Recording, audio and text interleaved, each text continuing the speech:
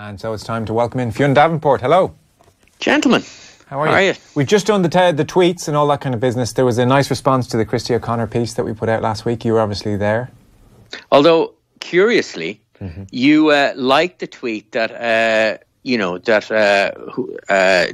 Gilleese was amazing. And if you want to cut somebody, cut Fionn Daveport. And I saw Joe Malloy liked. Oh, did it say cut Fionn Daveport in it?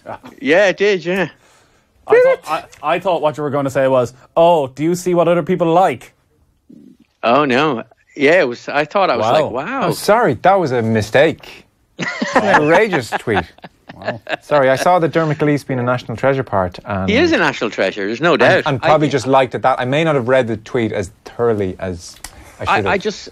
What confuses me in my naivete is there not room for all of us? But there is. Clearly not. We're an ever-expanding product. We are indeed. Yeah, we are indeed. Busy lives. So, Christy O'Connor, anything you want to briefly add, Fionn? We've just touched on it here. It was a really good one, actually, because, I mean, obviously we recorded a few weeks ago. It was a really good day, wasn't it? Yeah. And I think it might be the second last time I've played golf. Wow. That's June 1st. I'm glad you had the time. Because I played then, at the time of the Irish Open, and I haven't picked up the old golf bats since. It's hard to get the time. This is the issue. Yeah. Well, there have been major life events happening, Joe. Mm-hmm. There have. Oh, sorry. Go ahead, Nathan. Well, do we want to tell the listeners what's been going on in your lives? I'm just wondering, Fionn, because people will be wondering what happened. Your girlfriend. Well, she's now my wife. Whoa. Oh, what? Yeah. Oh, yeah. What? I got married. Wow. Great wedding, Fionn. Thanks for the invite. We had a great day. We not snuck away.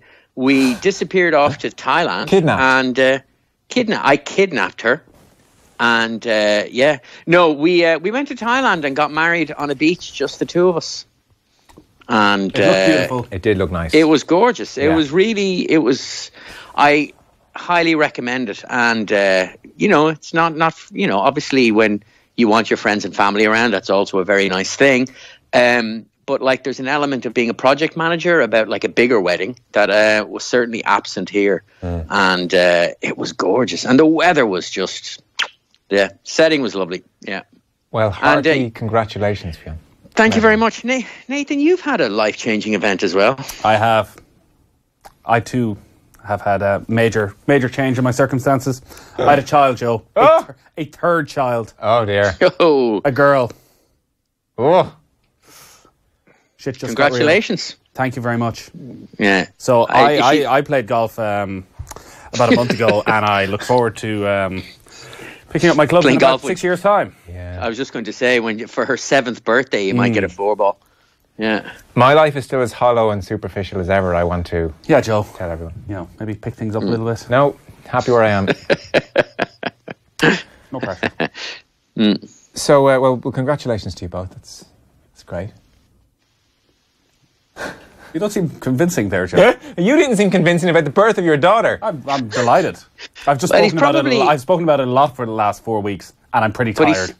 I was going to say he's suffering the after effects of a bit of sleeplessness, maybe. They say 3 is no different to 2. Really, Joe? Do they? 2. Is there a big difference between 1 and 2? Well, you see, there was only 15 months between our two. You'd Irish twins. So we basically had 2 babies at the same time. So it's more shock to the system because my middle child now is 5. Oh. So I was out of everything. You're back into it. I'm right back into it. And listen, it's a wonderful thing. We are blessed to have this child in our house. But she was born a week before my middle child started school. And I'd been waiting for this moment for 5 years that he would leave my house for 6 hours a day. Yeah. Which is a nice period of time where you can do other things. That's not happening. No, you're right back to square one there. Dear, oh dear. So this time, 5 years, she'll be starting school, and that'll be a joyous occasion. Meanwhile, in another conversation, Debbie is going to her friends. Nathan is, seriously, he's over the moon. Yeah, absolutely thrilled. I am. This is the thing. Just be honest about your feelings. You're allowed to love your daughter. What's wrong with you? I am. I do love my daughter. She's wonderful. You're a monster. I'm saying on this golf podcast, in reference to my golfing career, Joe. In reference to my golfing career. Yeah. Well, golf will survive. Oh, that's a bit harsh. Bit harsh. Terrible, isn't it? Bit harsh. Wow. I think so. So let's touch on the Ryder Cup situation and the week that was. Maybe week that was first, very briefly. The BMW, Keegan Bradley versus Justin Rose. Keegan Bradley, a first win on tour in 6 years for the former US PGA champion. Now, obviously, without his long putter.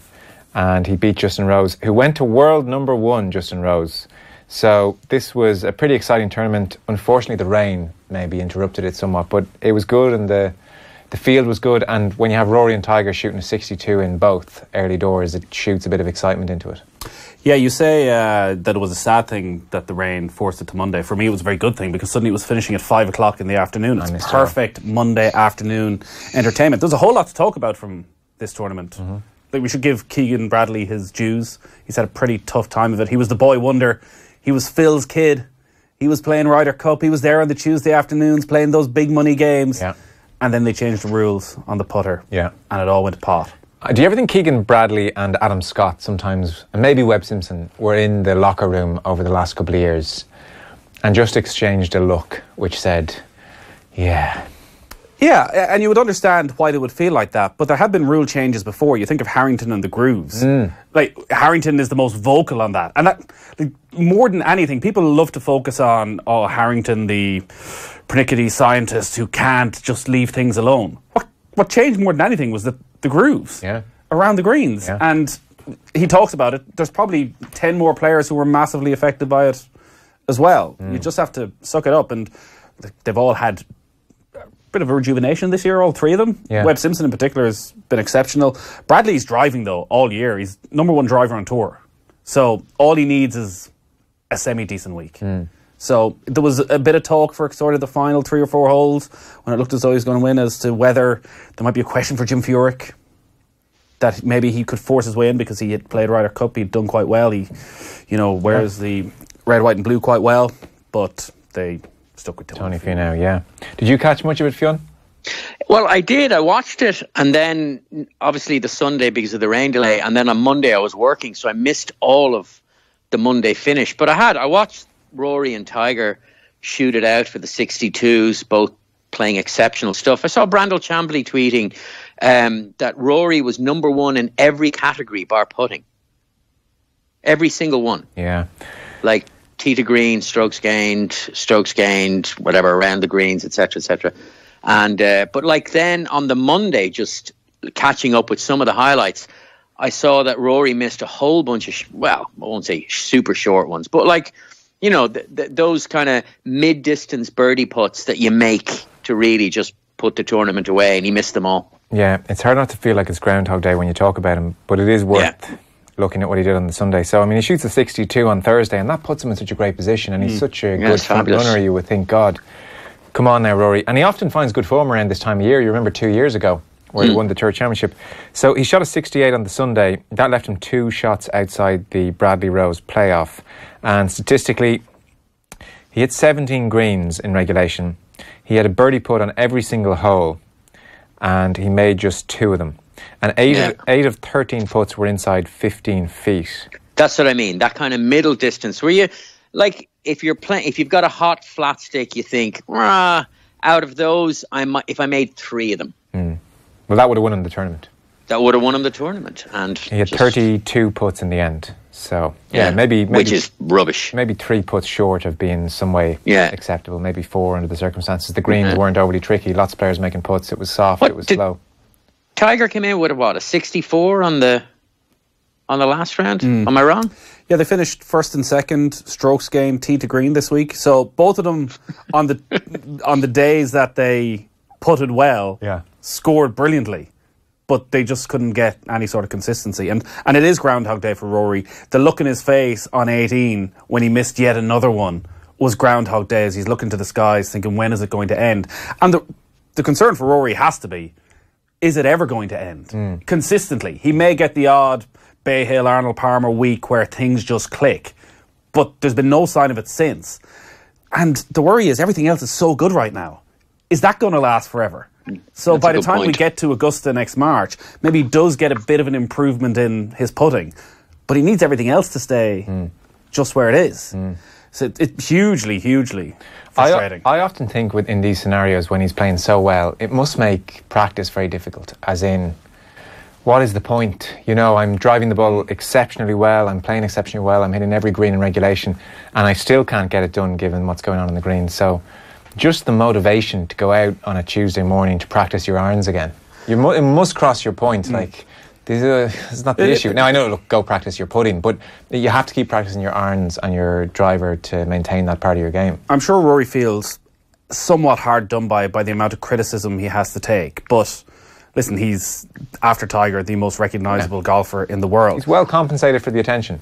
Yeah. I was going to say exactly the same thing. I still think he does get a little bit of a free pass with a lot of the criticism, in that like, this is the biggest issue facing his entire career. And everything, even Brandel Chambly's analysis, is all on he's first. That's irrelevant. Yeah. We don't seem to look at it the other way around, the guys who are brilliant putters, and go back and do a deep dive into just how poor they were off the tee. And if they just fix that, they'd be incredible. Like, it's not that simple. Like, this is the biggest problem in Rory's career, and it's holding him back.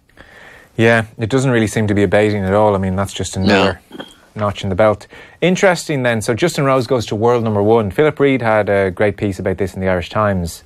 So Justin Rose, since they brought in world rankings, Bernhard Langer, interestingly, was the first world number 1. He is just the 22nd player to become world number 1, and so there were some really good numbers out of this. It's a big thing to do. Like, Reed was asking the question, is it a bigger achievement to win a major or to get to world number 1? And if you were just to look at it in statistical terms, it's a bigger achievement to get to world number 1. So since Langer got to world number 1, there have been 22 world number 1s. Since Langer was world number 1, there have been 82 different players who have won a major. Like, there's a really strong argument that Lee Westwood and Luke Donald, who have never won majors, that what they achieved was a far bigger achievement than, for instance, Martin Keimer. Well, he's won 2 now. Darren Clark, you know, how many did Webb Simpson didn't win a second, did he? He just did. Oh no, he won a player. Sorry. So getting to world number 1, Fionn, ahead of a Darren Clark or a Webb Simpson, we don't appreciate getting to world number 1 more than that, but I wonder, should we? Well, there's a statistical anomaly in that Tiger Woods was number 1 for 680 odd weeks of all of that time. So you need to take out literally 6 years or 7 years out of that. Well, I still think there would have been way more major winners than world number 1s, even if we do that. Are you really looking comparing 22, like 20, with like, though? 22 world number 1s versus 82. Okay, so it might be... major winners. Okay, so then maybe that's an interesting way of looking at it. Yeah. But it doesn't take away from which is the more valuable accomplishment. And there is no doubt winning the major is. No doubt. In terms of value, I mean, there's no doubt that, I mean, Justin Rose has a major, so he'll always have that. And at the end of his career, he can turn around and say, oh, you know, I got to world number 1. But that'll be judged in a broader arc of accomplishment that also includes a major. Whereas when Luke Donald reaches the end and goes, yeah, I was world number 1, people go, who cares? But sorry, okay, but I mean, look, there's no doubt we appreciate the majors more, but it just seems odd that Rich Beam, major winner, trumps Lee Westwood, world number 1. I don't know if you would quite go that far. Like, there are... And what Rich Beam did was incredible on that week. And what Keegan Bradley, when he won a major, did was brilliant for that week. Like, Luke Donald had a stellar career. I would almost flip it and go, well, what were they missing that they could be the best player in the world, both Donald and Westwood, yet when it came to the biggest tournament, couldn't get it done? So they clearly had a consistent level of brilliance. But when it came to that final moment, and I don't remember Donald having too many near misses. No. Westwood had countless near misses. Yeah. As to what was missing in their character, in their golfing ability, that they couldn't get that job done. And maybe it reinforces that it's bloody hard to win a major. An intangible almost about winning a major. Yeah, the weight of history and the pressure. And I think also as well is there's a sense of like, and when I mean to, and I'm not picking on Luke Donald, but like as someone who got to world number 1 and never really came within an ass's roar of winning a major. But he'll be judged less on being world number one, but his accomplishment will have been, say, for example, the fact that he's got, 5 PGA Tours, 7 European Tour wins. Those are the things. So also he's got whatever it is, like 14 wins in his career. And that says consistency. That says, that he wasn't just flash in the pan. And I realize that people listening will go, well, that's how you get to world number one. You can't get to world number one unless you've established some form of consistency. But I still would argue is that as a pure valuable accomplishment, Rich Beem winning a major is for whatever reason, is just, I don't know, better. There was a great stat as well. The players who've got to number 2 and haven't quite got over the summit, So, well, Jim Furyk spent 39 weeks at world number 2. Jose Maria Olazabal, 35 weeks at world number 2. Henrik Stenson, 24 weeks at world number 2. Monty spent 24 weeks at world number 2. Sergio Garcia spent 18 weeks at world number 2. Phil Mickelson spent 270 weeks at world number 2. Yeah, 5 years. At world number 2. Wow. That's an amazing accomplishment in its own right. And none of us knew about it until now. No. Although we certainly know, well, Justin Rose made sure that we all knew that he got to world number 1. Did you see his tweet? Go on. Well, it's something, Cynical obviously, Fionn. that he's wanted it. I don't take it. And he deserves it because he's a terrific golfer. But so he tweeted, and I'm paraphrasing here, so I certainly don't want to do him an injustice, but we made it to number 1 dad, and him with a picture of him with a finger up, looking up at the sky. Marion picture, I presume. Is it? At Marion, he pointed up the sky after he won the major. Oh, yeah, for his dad. Yeah. And we made it to number 1, and, it was a very heartfelt thing, and, clearly this is a reflection of a relationship that he had with his father, and that they both had this ambition for him to be considered the best golfer in the world. And then kind of somewhat undid the emotional context by tagging all of his sponsors into the tweet. So thanks to Omega or whoever it is. And oddly enough, he gets to world number 1 and near a mention of his caddy. And it's like, I don't really see that whatever watch brand that sponsors him really was kind of super instrumental in him. No, they were there from Fionn. They were there from. No, I certainly don't want to take away from the hard slog that his sponsors did. But it's do you know what it is in the end? And it's me being slightly cynical, but there's a sense of like, you know what? If you want to make reference to something heartfelt, just do it. Just don't sully it with these like. I appreciate that your relationship with your sponsors are important because they pay you money and that's fine. But like, geez, gosh, Send a second tweet. Yeah, there should be a second tweet. In fairness, I was aware of the tweet because one of the first things Nathan Murphy mentioned on his return to the office was, did you see the Justin Rose tweet? I just wanted you to explain the situation. Yeah. It does leave you a bit cold, doesn't it? It's very hollow. It feels in one way at odds with Justin Rose as a personality. Yeah, but he's become such a... Like, we're slagging him about it every second week. He's become such a corporate monster. And maybe it's not Justin Rose. Maybe it's his social media manager or his management team need to realise that you could reflect Justin Rose as, I don't know, this brilliant family man, competitor, touch on the... Like his story is the ultimate. All right, he's upper class white guy. It probably won't be turned into a movie, but he missed 21 cuts in a row when he turned professional. This is the ultimate underdog story. Like, it's rags to riches. Yeah. It's brilliant. Yeah. But because his sponsors are the most corporate they're going, it just is a little bit hollow. Yeah, I think so. There's also, what was said about Rose at the time, after he had missed these 21 cuts, and all of a sudden, the hot attention that was put upon him after he finished second at the Open and turned pro, and everybody was like, he's the next big thing. And slowly but surely, all the attention kind of fell away, that it led Rose to reassess the value of his, I'm using friendships with air quotes, but of the friendships that he had, or these newly acquired friendships, that all of a sudden, these people, they were like, hail fellow, well met when things were going well, but when things weren't going well, that they didn't have a lot of time for him. So one of the things that I'd heard, and this is going back a good few years now, is that Rose became very cynical about the wider golf community and was like, you know what, I know now who my friends are and I know now who they aren't. And I don't know, maybe that has coloured his view of things since. So he realises, you know what, I'm a businessman here, and that's just the way it is. Yeah. We should mention that, listen, he deserves to be world number one. He's won 4 times in the last year. He's brilliant. He's finished top 10, 19 of the last 26 tournaments. Yeah, he's a great presence on a golf course when you're there in person, actually. Yeah. He's a real swagger about him. He's a big man, he's well over 6 foot, and he has a certain star quality. He does have star quality, yeah, that maybe it does dim slightly through the prism of television for some reason, but when he's there and he's on a course, I mean, your eyes are on him. He's a big deal.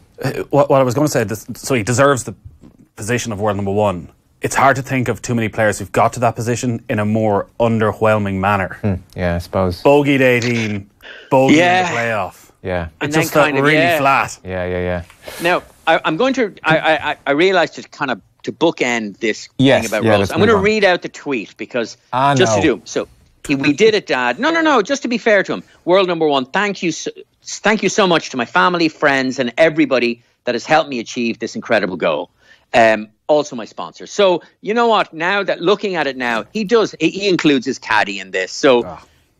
Yeah. Daveport rose back. Wow. Do you know what it is? I don't want to be... News cycles are getting faster and faster. Usually there'd be like a 24-hour backlash, and then on day 3 you'd have to row back. You haven't even stood by your position for 10 minutes here. But I would still agree with Nathan. Like a second tweet. Just stick the sponsor. Drag Nathan into it now. You're on your own here, pal. I had no problem. I was saying to Joe when I came into the office, we need to be a bit more corporate, Joe. We need to thank our sponsors in every single tweet from now on. Oh, listen, when he said, did you see Justin Rose's tweet? He said, I thought it was beautiful. Yeah. Those guys in Rolex, I love them. Yeah. It's not Rolex. There is a link. Hublot? It's Hublot. Yeah, Hublot. Is that a step up from Rolex?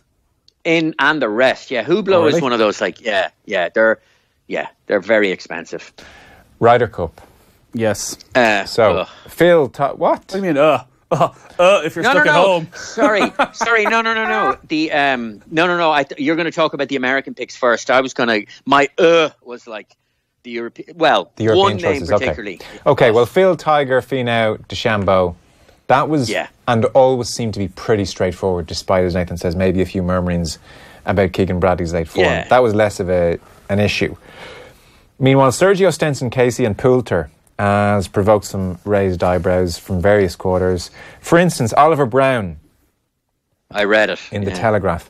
If Ryder Cup captaincy is to mean anything, it should involve the forensic dissection of candidates' credentials and a sense that unexpected late surges, such as that of Matt Wallace, the Englishman who won 4 titles in the past 15 months, are properly taken into account.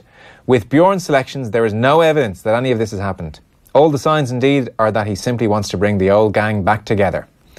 And then he says, the notion of Garcia as some master motivator, the natural heir to Seve, is in itself a moot point. After Europe's defeat at Valhalla, for instance, Nick Faldo described his performance as useless, bad attitude, half a point.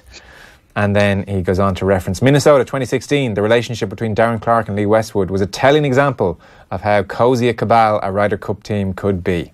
So that's Oliver Brown, who doesn't think much of the picks. I presume, is Sergio the big one that people are unhappy with? I think Casey. Casey? Okay, go on. Well, he's won once this year. Yeah. He hasn't... So... The logic, Bjorn's logic is that 5 of the 8 automatics are rookies. So he went for experience. And that's how he's saying it. But Casey hasn't played a Ryder Cup for 10 years. Now, most of it by his own choice, where he's took... there is one question mark. Did Bjorn feel obliged because all of a sudden Casey announced this year, well, I want to be considered for selection. Didn't make it automatically. And so he's picked him based on... experience. Now, Casey mightn't have had the huge amount of experience at Ryder Cups, but obviously he's a very experienced tour player. But I still think Casey over Thomas Pieters, that's mental. Like Thomas Pieters should have been in there all day long and twice on Sunday. I don't know about that. I think Paul Casey has shown more form this year than Thomas Pieters had. Pieters hasn't done a huge amount on the last couple of months. I would have loved to see Pieters there because everything you hear about him is he is the type of personality that the more pressure, the better he plays, that he actually needs a weight of expectation on his shoulders. But he hasn't done he hasn't done anywhere near enough. He was nowhere near qualifying automatically. Casey, it seems there was quite a bit of politics behind it. James Corrigan was writing about this even before the selection, that Casey was definitely going to be in, that it wasn't this simple case of Casey picking up the phone and going, do you know what, I've missed the Ryder Cup, I want back in. It was the European Tour chased hard all the way to the top with Keith Pelly going to Casey saying, what do we need to do for you to be a part of this team? It would have been very difficult for them to go back. And then, but why is it so important to have Casey in the team? I suppose maybe when the process started to get him on the team, he was and I think he's still a phenomenal player at the time. There's a bigger issue here for the European Tour, and they've had to cede some ground in the fight to get players to play however many tournaments. Casey's playing in the PGA Tour. He's on the PGA Tour. He's still inside the world top 20. So he's ahead of Henrik Stenson, Tyrrell Hatton, Sergio Garcia, Ian Poulter and Thorbjorn Olsen. You know, he's still kind of right up there as a player, like 19th in the world. But he trailed both Peters and Cabrera Bello in the European points by a considerable amount. So now I realise it's because he plays on the PGA Tour, but doesn't it make Cabrera Bello and Peters feel justifiably annoyed that they were overlooked?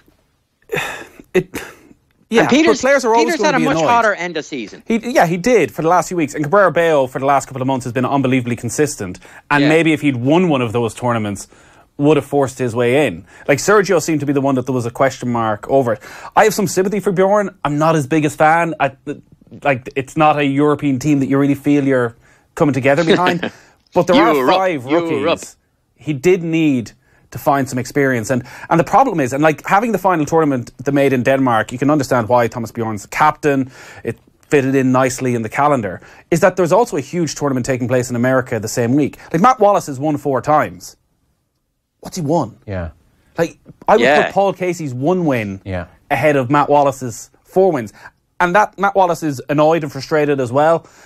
But this is probably a stepping stone for him. And what Matt Wallace will look to do next is what Tommy Fleetwood has done over the last couple of years and end up playing some sort of a world tour. I think his hands were tied a little bit. And I do agree that, like Sergio, this thing of he's the natural heir to Seve is sort of... It'd be like a football team without a captain. It's like, but it's such lazy analysis as well. It's like he's Spanish, Seve. It's like...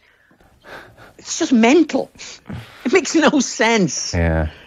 Peters is the one though, because there's a bit of fire in him that you would like. But again, if it's tight on the final day, who do you want? Do you want Cabrera Bello or do you want Sergio? I still think you want Sergio. Like, he's won a major since the last Ryder Cup. I know, it's just starting to feel like a long time ago. But he's had a horrendous time of it since. He has. I mean, it's been a strange collapse in form because he has still thrown in very good rounds. And he played brilliantly at the French Open, at Le Golf National. He finished 8th. That's not so okay. So, absolutely. Like, it is a ball strikers course by all accounts. Peter's talked to us about it. This isn't going to suit Phil Mickelson and Tiger off the tee. Well, Tiger, if he drives it like he just did, will be phenomenal. But, it's you got to find your fairways. And if there's one club that Sergio's generally pretty damn good with, it is a driver. Yeah. And one thing on the wildcards, people have been obviously trying to research the impact of the wildcard. Since 2010, 6 of the 26 wildcards have picked up more than 2 points.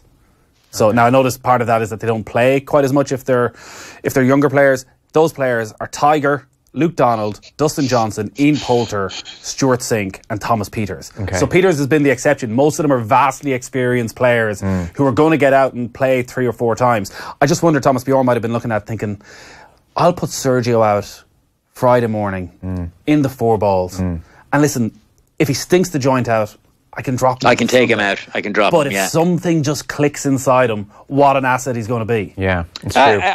That logic makes perfect sense. I'm looking forward to seeing how John Ram gets caught into it. John Ram goes as of the Spanish contingent. Sorry, Darren Clark. Surely John Ram is a natural heir to Seve because, Spanish, therefore Seve. Yeah. Makes sense. It was Darren Clark that picked Peters, wasn't it, as the wild card? After having played with him and said, this is the future number 1. Yeah, true. Which compensates somewhat for his Lee Westwood pick, in fairness. Like he got the Peters one right, and it was a tougher call in some ways to make. Yeah, for sure. And to be fair on Westwood, right, none of us pre-tournament, pre-Ryder Cup 2 years ago, were saying it was an outrageous pick. Westwood at that stage was still a fairly obvious and safe pick given his record and where he was form-wise. So it was only when he completely collapsed that it became a fairly horrible pick. But at the time, I never heard many people in advance saying, what's he doing picking Westwood? Just to confirm, Peter Lowry was meant to be here today, but is still hanging his head in shame in claiming that Thomas Bjorn was going to select. True, although, I mean, as someone tweeted in earlier on, they said, when's Peter come in and do his victory lap over Jordan Spieth's failure to make the Tour Championship? So, Jordan Spieth, I mean, Jordan. He's facing a fine. He hasn't played enough tournaments 20 grand. Yeah, he needed to qualify for Eastlake. He's going to be okay. Play Eastlake to, I mean, it'll be fine. But like, it's such a weird thing to happen. I tell you what is good that's happened, Fiona, as we begin to wrap this up, is that no longer, when you've got a 45 putt, am I going to have to hold the flag? 45 foot putt. It's hard to say. Oh, yeah. When you've got a 45 footer, I'm not going to have to stand and hold the bloody flag for you anymore. No, that's true. Come here. Do you know what? I always found, actually, when you were holding the flag for someone because they're far away. So I'm delighted this rule change is coming in. But you know when they hit an absolute shocker of a putt? Yeah. Do you take the flag out for them and pretend, or do you just leave it in all the way and there's an embarrassment to go, I didn't even have to take out the flag? I think that there's a passive-aggressive way of just leaving the flag in as if, like, seriously, you thought that was going to hurt the hole? I feel it's equally passive-aggressive when it's 15 feet wide to take out the flag and look at them. Point. Either way. It's not good for anyone. I realise that we don't have a huge amount of time left. But the poll. And before I do, did you see that the first gay golfer, or the first golfer to come out as gay, did you see that? Yeah. Tad Fujikawa ranked 2046th in the world. 2042nd, sorry. World number one amateur? Was he not an exceptional player when he was younger? He qualified the PGA Tour when he was 15 or something? He became the youngest player to qualify for the US Open as a 15-year-old in 2006. Okay. And that is literally all I know about this. Well, I'm sure he's going to get a very warm welcome from the right-wing PGA Tour. And that's a perfect segue, Nathan, because golf.com did an anonymous poll of players. Can I just say, I love these anonymous polls. These are brilliant. I just think, why are they not in the Premier League? Yeah. Why are they not in all sports? Why don't we do them around the office? They are just, I prefer it. So they did. So just they are just amazing. So 59 players. Give it to us. 59 players participated. The surveying was done at the PGA Championship and the Wyndham this year. And of the 59 players, 4 major winners, 1 2018 major winner, so it was either Koepka, Molinari or Reed, and 3 of the top 20 players in the world. So 59 players, 3 top 20s. So it's a fairly good spread, including some major winners. Okay, so I'll give you the top line is that, they started off with the softball stuff. It's like, how do you feel about the PGA Championship moving to May? Any surprise that 76% said absolutely happy about it? Get on to the personal stuff, Fionn. Okay, so who will win more majors, Jordan Spieth or Justin Thomas? 68% said... 68%. Justin Thomas. Yes. And 29% said Jordan. Well, Peter Lowry somewhere just suddenly got a nice warm feeling through his body and isn't sure why. Wait, 68% Justin Thomas and 29% said Jordan Spieth. Yeah. And 3% were undecided, in case you were doing maths there. Having a slow blanket wouldn't give it. It's a guess. It's not like we're going to hold you to it. I'm undecided. Exactly. In these days of GDPR and people finding out all your personal information, you would worry that someday you'll wake up and go, fair enough. Okay, so here's and kind of more. Does having a slow playing partner ever hurt your on course performance? 78%. 78%, yes, yeah. Everyone wants excuses. I'm sure it does to a point. And then there was a series of kind of hot take quotes, and one of them, a bunch of millionaires aren't going to speed up by fining them 10K. So that's the general view of golf, is like, you're fine, who cares? Have you ever witnessed a fellow tour player cheat during a tournament round? Oh, let us guess a percentage. Go on. 79% yes. I'm going to say 28% yes. Split the difference. 44% said yes. And the quotes are, multiple times, the tour is a joke when it comes to enforcing the rules. And another quote, I've seen guys bend the rules and mark their ball improperly. So it says that cheating, perhaps endemic, is maybe a little strong, but commonplace. Okay. Would we be fair to say that it's commonplace? It's very hard to know. Like, one man's cheating is another man's, that's not... Like, some players there who said yes may only have seen backstopping and said that is cheating. And others may have said, that's not really cheating. You know, like, so there is a tiny amount of interpretation at play there. Tiny amount, I appreciate. But someone may have said yes because it's backstopping and that's all they may have seen. Any other ones? And that... any unruly fan behaviour ever cost you a shot? 53% said yes.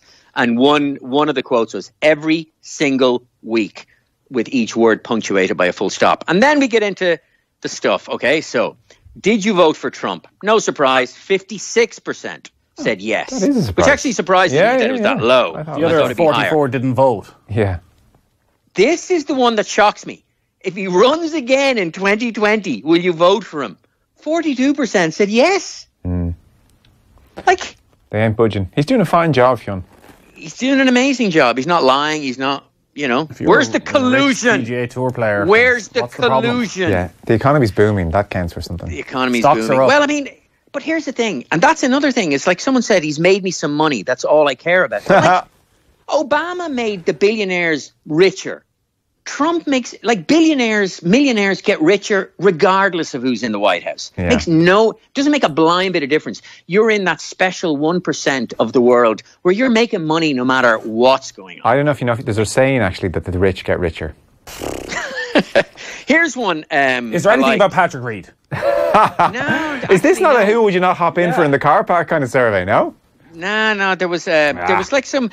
Do you respect Brandel Champley's opinions? 64% is yes. Ooh. And then the standard ones. Will Tiger win another event? Yeah. 98% say yes. Ooh.